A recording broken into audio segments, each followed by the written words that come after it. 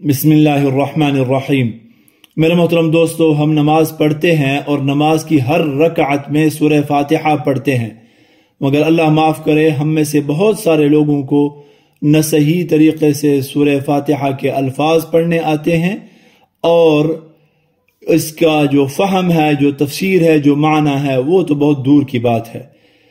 حالانکہ سورہ فاتحہ کی اللہ رب العزت کے ہاں بہت زیادہ اہمیت ہے، بہت بڑا مقام ہے۔ اس لیے تو اللہ رب العزت نے قرآن کریم کی 114 صورتوں میں سے سورہ فاتحہ کا انتخاب کیا نماز کی ہر رکعت میں پڑھنے کے لیے۔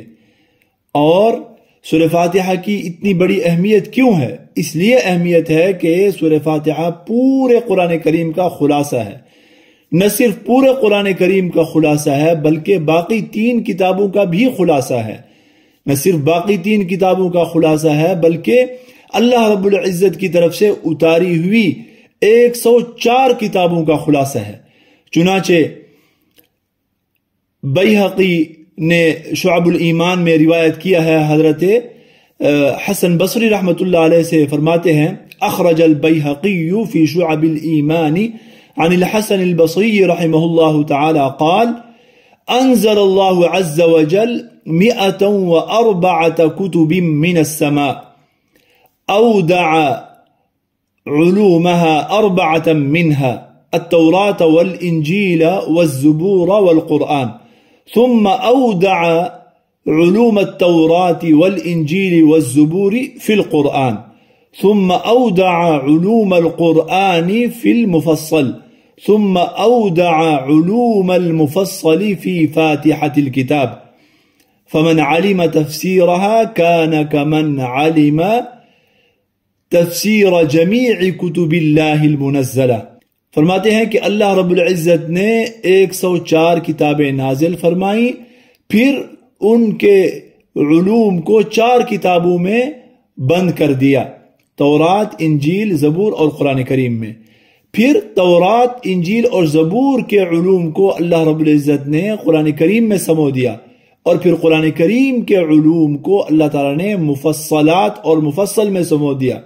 مفصلات کا نام آپ نے سنا ہوگا، قرآن کریم کی بعض صورتیں ہیں، بلکہ ایک حصہ ہے قرآن کریم کا، بعض علماء کے نزدیک سورہ حجرات سے لے کر اور بعض علماء کے نزدیک سورہ قاف سے لے کر، دونوں ایک دوسرے کے پیچھے صورتیں ہیں، تو یہاں سے لے کر یہ والناس تک چلتا ہے۔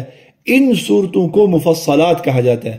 مفصلات ان کو اس لیے کہا جاتا ہے کہ ان صورتوں میں فصل کرنے کے لیے اور فرق کرنے کے لیے درمیان میں بسم اللہ کو کثرت سے لایا گیا ہے، اس لیے ان کو مفصلات کہا جاتا ہے۔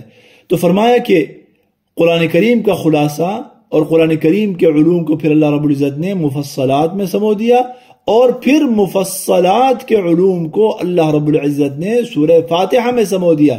تو جس شخص نے سورہ فاتحہ کی تفسیر جان لی، ایسا ہے جیسے کہ اس نے اللہ رب العزت کی طرف سے اتاری ہوئی تمام آسمانی کتابوں کی تفسیر جان لی۔ کتنی اہم صورت ہے میرے محترم دوستو، ہم نماز میں پڑھتے ہیں، لہذا اس کے الفاظ کو بھی ٹھیک کرنے کی کوشش کرنی چاہیے، اور اس کے سب سے پہلے اس کا ترجمہ انسان یاد کرے اور سمجھے، اور پھر اس کی جو تفسیر ہے ضرور انسان جو ہے نا اس کے اوپر کوشش کرے۔ اللہ رب العزت ہمیں توفیق نصیب فرمائے۔